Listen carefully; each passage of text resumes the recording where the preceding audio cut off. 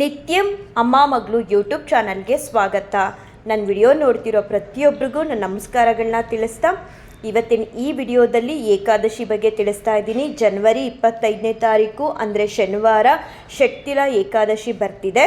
ಯಾರೆಲ್ಲ ಶ್ರದ್ಧಾ ಭಕ್ತಿಯಿಂದ ಈ ಶಕ್ತಿಲ ಏಕಾದಶಿ ವ್ರತಾಚರಣೆನ ಮಾಡ್ತಾರೋ ಅಂಥವ್ರಿಗೆ ಸಾಕ್ಷಾತ್ ಮಹಾವಿಷ್ಣುವಿನ ಅನುಗ್ರಹ ಹಾಗೆ ನಮ್ಮ ತಂದೆಯವರ ಆಶೀರ್ವಾದ ಕೂಡ ನಿಮಗೆಲ್ರಿಗೂ ಸಿಗುತ್ತೆ.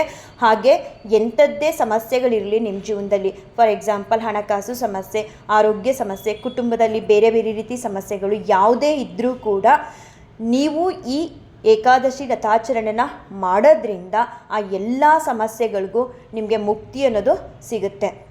ನಾವು ಒಂದು ಏಕಾದಶಿ ಆಚರಣೆ ಮಾಡಿದ್ರೆ ಸಾಕಾಗಲ್ಲ, ವರ್ಷದಲ್ಲಿ ಬರುವಂತಹ ಪ್ರತಿಯೊಂದು ಏಕಾದಶಿ ವ್ರತಾಚರಣೆನ ಮಾಡೋದ್ರಿಂದ ನಿಮ್ಮ ಎಲ್ಲ ಸಮಸ್ಯೆಗಳಿಗೂ ಮುಕ್ತಿ ಅನ್ನೋದು ಸಿಗುತ್ತೆ. ಕೆಲವರು ಒಂದೋ ಎರಡೋ ಏಕಾದಶಿ ಮಾಡಿಬಿಡ್ತಾರೆ, ಆಮೇಲೆ ಆರೋಗ್ಯ ಸಮಸ್ಯೆ ಅಥವಾ ಬೇರೆ ರೀತಿ ಸಮಸ್ಯೆಗಳಿದೆ, ನಮ್ಗೆ ಉಪವಾಸ ಇರೋದಕ್ಕಾಗಲ್ಲ ಅಂತ ಹೇಳಿ ನಿಲ್ಲಿಸ್ಬಿಡ್ತಾರೆ. ಹಾಗೆ ಮಾಡಬಾರ್ದು. ಪ್ರತಿಯೊಂದು ಏಕಾದಶಿನೂ ನಿಮ್ಮ ಜೀವನದಲ್ಲಿ ನಿಮ್ಮ ಎಲ್ಲ ಸಮಸ್ಯೆಗಳಿಗೂ ಮುಕ್ತಿ ಸಿಗಬೇಕು, ಸಂತೋಷವಾಗಿ ನೆಮ್ಮದಿಯಿಂದ ಆರೋಗ್ಯವಾಗಿ ಬದುಕಬೇಕು ಅಂತ ಅಂದರೆ 15 ದಿನಗಳಿಗೊಮ್ಮೆ ಬರುವಂತಹ ಪ್ರತಿಯೊಂದು ಏಕಾದಶಿ ವ್ರತಾಚರಣೆಗಳನ್ನು ಕೂಡ ನೀವು ಮಾಡಲೇಬೇಕು.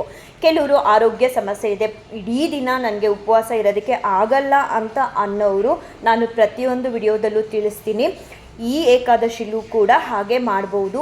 ಎಳ್ನೀರು, ಹಣ್ಣು, ಹಾಲು, ಉಪ್ಪಿಟ್ಟು ಈ ರೀತಿ ನೀವು ಸೇವನೆ ಮಾಡ್ಬೋದು. ಉಪವಾಸ ಇರೋದಕ್ಕೆ ಆಗಲ್ಲ ಅಂತ ಅನ್ನೋರು ಅನ್ನದಿಂದ ಮಾಡಿರುವಂತಹ ಅಡುಗೆಯನ್ನು ಯಾವುದೂ ಕೂಡ ನೀವು ಸೇವನೆ ಮಾಡಬಾರ್ದು.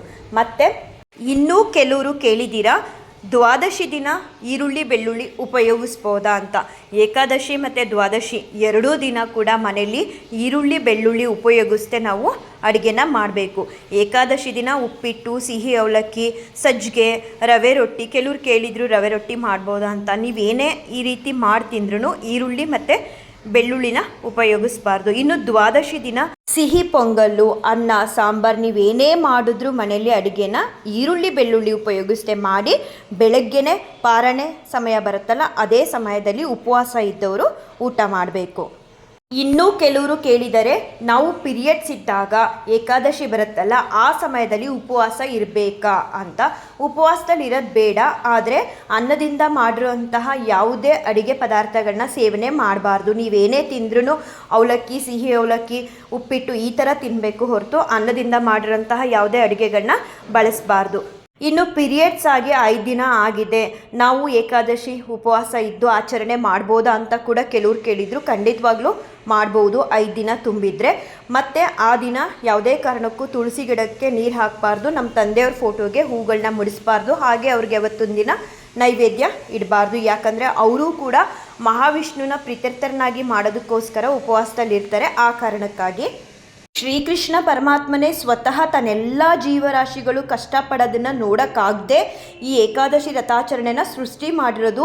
ಹಾಗಾಗಿ ಪ್ರತಿಯೊಬ್ಬರು ಈ ಏಕಾದಶಿ ವ್ರತಾಚರಣೆನ ಮಾಡೋದ್ರಿಂದ ಸಕಲ ಕಷ್ಟಗಳು ನಿಮ್ಮಿಂದ ದೂರ ಆಗಿ ನೆಮ್ಮದಿ ಅನ್ನೋದು ಸಿಗುತ್ತೆ. ಭಗವಂತನ ಅನುಗ್ರಹ, ಆಶೀರ್ವಾದ ಎರಡೂ ಕೂಡ ಸಿಗುತ್ತೆ. ಎಲ್ಲರಿಗೂ ಒಳ್ಳೆಯದಾಗಲಿ.